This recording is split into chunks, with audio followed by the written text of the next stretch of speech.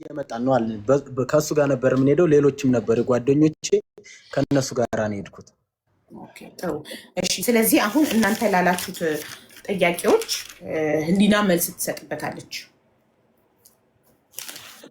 ህሊና ያንቺ ተራ ነው። ሚዩት አድርጉና ነው አዳምጠሻቸዋል በደንብ? አዎ በደንብ ፖይንት ይዣለሁኝ። እሺ በመጀመሪያ በረከት ላይክ አሁን እንኳን 3-4 ማስረጃ ያለው ውሸት ነው ያሸኝ። የመጀመሪያው ውሸት የመጡት መቼ እንደሆነ ታውቂያለሽ? ማክሰኞ ነው የመጡት።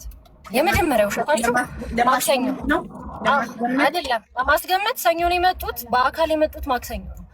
ካላመናችሁ ገብታችሁ እራሱ አካውንት ላይ ፖስት ያደረገበትን ቀን ማየት ትችላላችሁ። የመጀመሪያው ውሸት ከሆነ እንጂ ይሄ በስተት ይሆናል እንጂ እኛ አርብም ማክሰኞም ሊሆን ይችላል። አርብ በስተት የተነገረው ንግግር ሊሆን ይችላል። ስለዚህ ኦልሞስት 20 ቀን ሆኖሃል እንደማለት ነው። 20 ቀን አልፏል፣ ከአግሪመንታችን አልፏል። እንደዛም ሆኖ ደግሞ ፎሎወር አልሞላህም። እኔ የስተርዴ የዛን ቀን እሑድ ቀን ስክሪንሾት ያደረኩትን የሜሪ ቦንዳን ፎሎወር አምጥቼ ያሳያል። ማክሰኞ ማለት 21 ነው። ይቅርታ አንዴ 21 ጁላይ 21 ማለት ነው ማክሰኞ። የዛ ቀን ለማስገኘት ላይ ብትገቢ የዛ ቀን መቶ ቪዲዮ የሰራበት ቢፎር ቱ ዴይስ ይላል። ፖስት ያደረከው ቪዲዮ ራሱ ከሁለት ቀን በፊት ነው ፖስት ያደረከው። የዛኑ ቀን ነው የሰራው። ስለዚህ የመጣው ማክሰኞ ነው። ገባ? ቻሌንጁ አልሞላም ለምትለው እኔ ስልክ ስደውል መጀመሪያ ቻሌንጁን አጠናቅቄ ነው እንደምትመለከቱት። ታዲያ እሺ እኔ ጋር ስትመጣ ሰዋን ፎሎ አረገ ማለት ሆነም ቀረኔ የማይሆን እኔ ጋር የመጣ ቀን እኮ ያለውን ፎሎወር ነው አይደል እንዴ? በረከትዬ እንደዛ እኮ ነው አይደል? ልክ ቻሌንጁን መጥቶ ሊሰራ ያለ ጊዜ ኦልሞስት 300 ፎሎወር ይገኛል። እስከምረከብ በጣም ያለው የዛኑ ቀን ዴቱን አሳይቼሽ ማሳየት እችላለሁ። ሀቢባ አለ እኔ ጋር መጀመሪያም እኮ ይሄ እኮ ምንም ግልጽ ነው። ቻሌንጁ እንደሞላ የተረጋገጠ ነው። ባይረጋገጥም ለመረከብ አልመጣም ሲጀመር ማለት ነው። እዚህ ላይ ይሄን ብቻ ነው ሐሳቤ።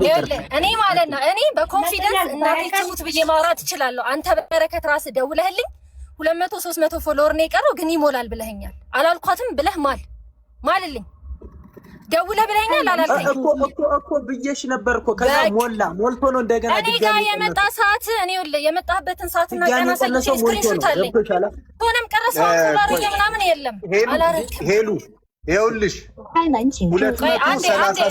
አንተ ልጅ ስማኝ ወንድሜ አልነበርክም። እኔና በረከት ዲል ስናደርግ አልነበርክም። በረከት ወጣት ነው አሁን የኔ ተራ ነው አይደል? በእናንተ ተራ እሷ በፍጹም ሚውት አላበራችም። ህዝቡ መስቀል። ስለዚህ ፖይንት ያዙና ተራችሁ ላይ ሚውት አብርታችሁ ይሄን ጥያቄ ብላችሁ መጠየቅ ትችላላችሁ። እኔ ቀኑን አስተካክያለሁ። ከጁላይ 17 ወደ ጁላይ 21 ቀይሬዋለሁ። ከጁላይ 16 ወደ 20 ቀይሬዋለሁ። ልታስገብቱ ሄዳችሁበትን ቀን። ኦኬ ሌትስ ኮንቲኒው። መጀመሪያው ውሸት እሱ ነው። ሁለተኛው ደግሞ እንዲሆንልኝ የምፈልገው ምንድነው መሰልሽ ሀቢባዬ፣ እኔና በረከት ነው ዲሉ ላይም የነበር ነው። የመጀመሪያ ቀን የነበረው ሞመንት ላይም ኤቭሪቲንግ ላይ ነበር ነው። ስለዚህ ይሄ ልጅ ሊያወራ አይችልም።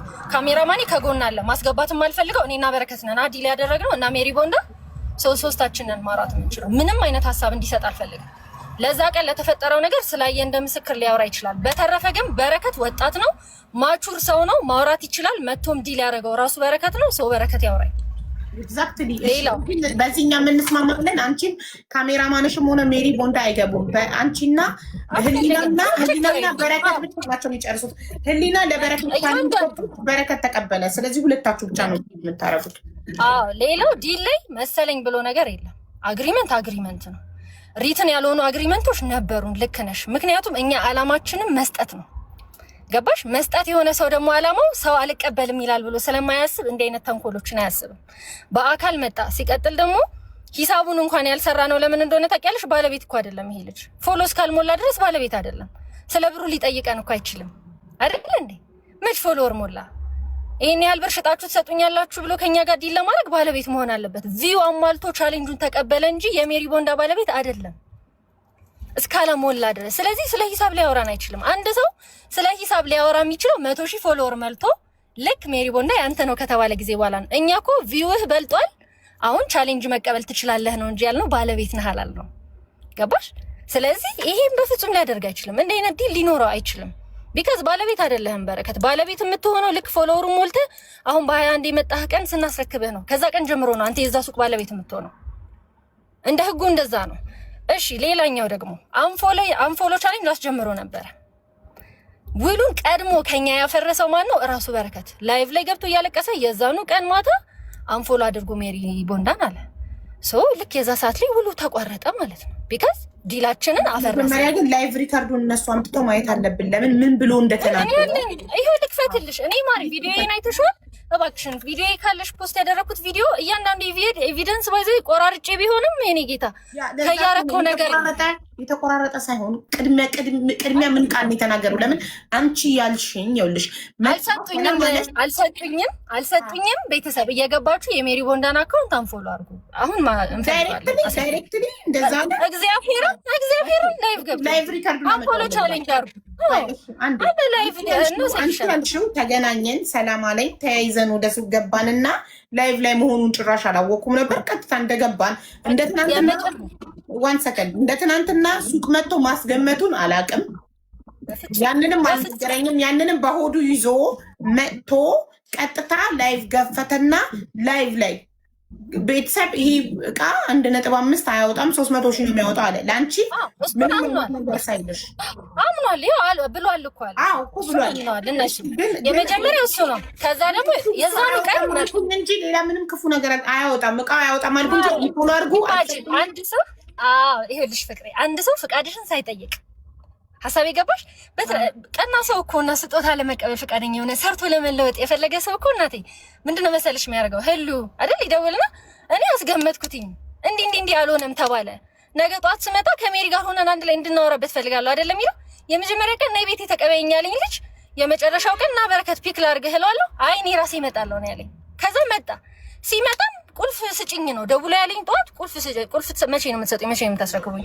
300 ፎሎወር ይጎለዋል። አዎ ግን ችግር የለውም እኮ ይሞላል። በቃ እሺ ችግር የለውም ማለት ይሄ ያጣላንም ተስማማን። ከዛ ከመጣ በኋላ ማለት ላይቭ እንደከፈተ እኔ በፍጹም አላየሁኝም ማለት ነው። በፍጹም አላየሁኝም። ኢማጂን ይሄ እኔ እናቴ ትሞት ኢቭን ሜሪ ቦንዳ የለችም አልኩሽ፣ ባለቤቷ የለችም። በቃ የሚቀርጸኝ ካሜራማን አለ፣ እኔ ያለሁኝ። ሁለታችን እየተንጦለጦልን ስለ አምስት ወንድ ሰብስበው ነው የጠበቀኝ። ኢማጂን ሴት ሆኜ 5 ወንድ ሰብስበው ምን እንዲያደርጉኝ ነው? ምን እኔ ላይ ምን እንዲያደርጉ? 5 ወንድ ሰብስበህ ተው አትቅረጹኝ እንኳን ስላቸው አቁሙ እንኳን አላላቸውም።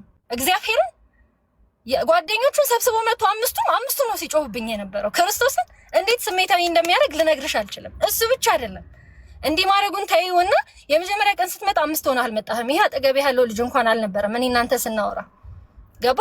ከዛ በኋላ እኔ በቃ እግዚአብሔርን ልሰጥ ይሄ ደግነትሽን ውስጥሽ ያለውን ጥሩነት ምናምን በጣም ነው በቃ እንዲህ አይነት ሞመንቶች የሆነ እግዚአብሔርን ለሰው የምታደርጊውን ነገር እንድትሰበስብ የሚያደርግሽ። በቃ እኔ ከልቤ ነው ያዘንኩት ጌታ።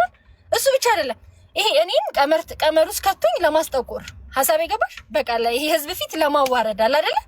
ላይቭ ገብቻለሁኝ እና በህዝብ ፊት ነው የምጠይቅሽ። ለምን መጀመሪያ በግል አትጠይቀኝም? እኔ እናንተ እንዴት ተስማማ ነው? ልክ አይደለም ያደረግሽው ብለህ አትጠይቀኝም? ቀመር ስላሰብክ ነው እንጂ ህዝብ ፊት ላይቭ ላይ ገብቶ መጀመሪያ ደግሞ ቪዲዮ ነው ሳይሻለኝ ባይ ዘ ዌይ ቲክቶኪንግ ገብተሽ ታያለሽ። እንዴት ናችሁ? እኔ በቃ ወደ ስራ ምክንያቱም የመጣሁት ቁልፍ ሰጥቼው ሌላ ነገር የለብኝም። በቃ ቦንዳ ቤቱን በጣም የሚፈልገው ነው የመሰለኝ። ጓደኞቹን ራሱ ሳያቸው እኔ የደስታ ሊቀርጹት የመጡ ነው የመሰለኝ ታውቂያለሽ። ከዛ ከፈቹ በእናትሽ ቪዲዮን ይልሽ መጣ። ሀይ ቤተሰብ በቃ እንዲህ ሊሆን ነው ምናምን ብዬ አቀፈኝ እኮ ደግሞ እግዚአብሔርን የገረመኝ አቅፎኝ በቃ ይሄ ይሁዳ አለ አይደል? ይሄ አቅፎሽ ስሞሽ ምናምን ገባ ብሎ የሁላችሁ ቤተሰብ ብሎ ወደ ላይቭ ይሄ ሰው የማዋረድ ምናምን ቶታሊ በጣም ነው የተበሳጨሁት። በቃ ይሄ ያለ አይደል? በጣም ነው የተበሳጨሁት በጣም እና ማውራት እንኳን አልቻልኩኝ፣ ማስረዳት አልቻልኩም፣ እጄ እየተንቀጠቀጠ። ከዛ በጣም ተበሳጨኝ። ቀጥታ መኪና ውስጥ ነው የገባሁት።